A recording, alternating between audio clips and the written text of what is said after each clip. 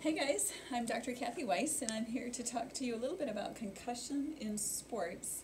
And I really hope that you have a passion like I do for sharing our talents as optometrists on a team of people, making our athletes better, making our athletes stronger, and really that can occur in our offices or even on the sidelines. So I am Kathy Weise. I'm the Director of Pediatric Optometry Services at UAB. So about 5 years ago, we were finishing up the COMET study, which was a cornerstone myopia study, and we wanted to see where else we could make a big impact. We had 20 years of continuous NIH funding, so we started looking at the literature about that time, and when you look at that literature at that time, you really see that we've got reduced near point of convergence, issues with accommodation, depth perception, photosensitivity, all things that are very much optometry oriented. So we put together a team of people on our campus to pitch an idea to get a vestibular ocular reflex chair, and that was engineers, neuroscientists, neurologists, concussion physicians, you name it, we had them on the team, and we got the grant. So we ended up getting a $200,000 vestibular ocular reflex chair that we have in our pediatric service. But what we really would like to do is take that high-tech technology and put it in a way that it's very generalizable to the public, and that even the smallest of schools can take advantage of our expertise. So since then, we've been able to be on the sidelines at some of the high school games. We've partnered with Auburn University for some research. We've even made some inroads with the University of Alabama. But we have the most fun just working with our Blazers locally and making an impact on the sidelines and in our clinics, and I'll tell you a little bit about that. But you might be thinking, you know what, I don't have a children's hospital across the street, and I don't have an NCAA Division I football team on the campus. However, I bet you have a pediatrician in your community, and I bet you have a high school team or two in your community, and that's really what we hope to inspire here today, that you can kind of see your role on the team in athletics. And so why do we even study concussion? Back in the early 2000s, people were saying, well, you know, most kids get better from concussion in about a week. It's a transient condition, so why should we even waste time trying to fix it? But if you look at the more recent literature from Christina Masters, who is at Children's of Philadelphia and works closely with Mitch Scheiman, you can see that what they found in school-aged kids who had concussion, that it took them a median time of over a month to get back to school without accommodations, and it took them over 2 months to return to play. So that's a whole season, and they're out for the season. So that's not transient. And the International Concussion Guidelines has also supported that idea. It used to be that they would say, you know, 7 to 10 days was the typical recovery of concussion, and now the experts say that a child can actually take more than 4 weeks to recover from concussion. So optometry certainly would play a role in that. So what is going on in concussion? A lot of times you'll hear kids with concussion say that, you know, they didn't even tell me I had a concussion that night, that Friday night, but a couple days later, the symptoms really started to present themselves. And so what's happening is that you get a hit, this little black dot right here, and at the moment of the hit, you have a sudden need for energy, glucose, things like that. You have the calcium going in the wrong direction, the sodium going in the wrong direction, and about that time you have a decrease in your supply. So your cerebral blood flow gets a little slower, your oxygen metabolism gets a little slower. So you have this imbalance where your body is trying to catch up with itself, a supply and demand issue. And eventually, after a few days, hopefully you'll get back to that equilibrium, but some kids do not. So it kind of boils down to being on a treadmill.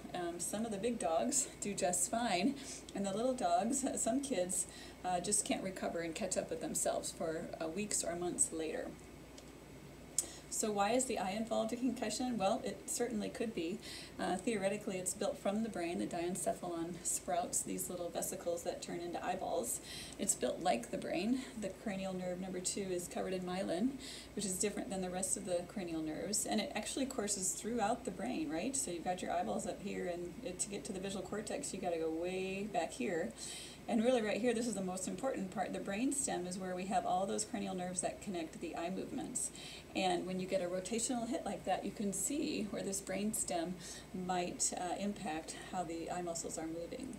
So we've been trying to tell people that for a long time. In the 70s, we were trying to tell people that the eyes are affected in concussion. And in the last 20 years, we see some really rich literature that shows that.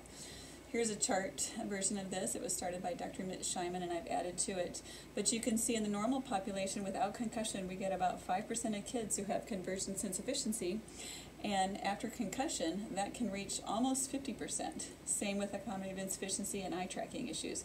We get a low percentage without concussion, and we can get to a third or a half after concussion. So the eyes are certainly affected in concussion. So we wanted to look at our kids across the street at Children's of Alabama and look at their symptoms and what's bringing them in to the concussion clinic over there. And the symptoms that they report most often are headaches, dizziness, and number 3, frequently reported symptom was the vision issues. And so we wanted to look a little bit more into that. And so we looked at a cohort of kids who were symptomatic with at least 3 symptoms, and these are kids with prolonged recovery. And we found that about a third of these guys reported academic difficulty or trouble returning to school. And about half of these guys reported vision abnormalities. And if you look at the kids who had a really prolonged recovery, more than 30 days, the one thing that was most statistically significantly associated with a trouble returning to learn was vision and also concentration. So we wrote a report in OVS saying that not only should optometrists be consulted after concussion, but optometry should be part of the return to learn protocols and the return to play protocols. So, what do you do when they get into your office? Okay, what's the nitty-gritty in the trenches? Well, what we like to do after we take VAs and we check their need for prescription, we really jump into the binocular vision world, the old visual efficiency exam that you guys have been doing for 100 years. We do a cover test to make sure that their eyes are aligned. We often do positive fusional divergences to make sure that if they have the tendency to turn out, we can get them to cross a little bit. Stereo, of course. If you do nothing else on this page, I encourage you to do the NPC, a near point of convergence, okay?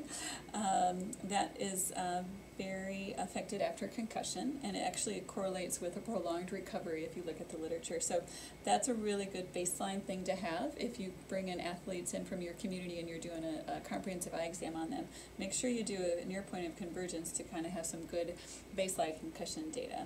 Amplitudes of accommodation, how strong is the focusing system, Virgin's facility. We often see difficulty relaxing the focusing system when we do accommodative facility. They don't have a good system that relaxes the focusing system, so going from the desk to the board sometimes is difficult.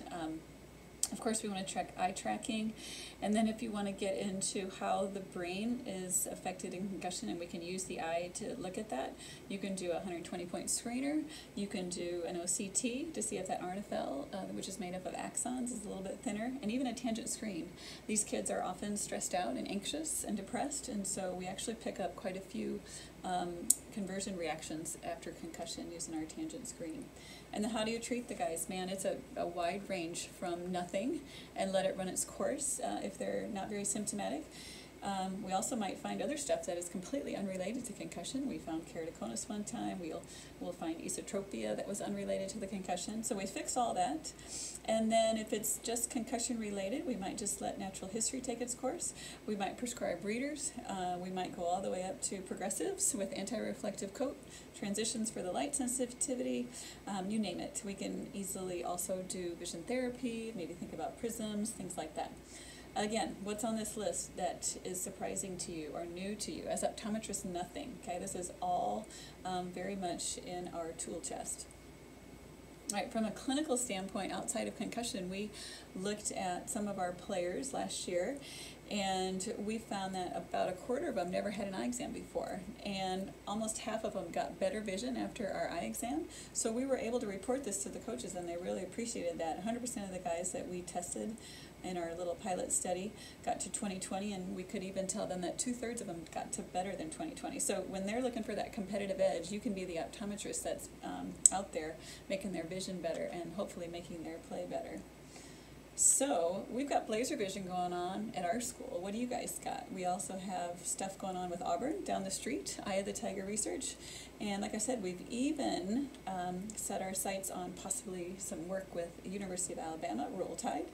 So what about you guys? What are you going to do? Just remember that optometry is there after concussion. Concussion is so exquisitely optometry. It's stuff that we've been doing for 100 years. We can be the ones that see how the eyes are affected after concussion, and we can be the ones that use the eyes to tell us about concussion and tell us about the brain. So if I could, everybody put your hands in the middle, and we'll do optometry on 3. Ready? Huddle up. 1, 2, 3. Optometry!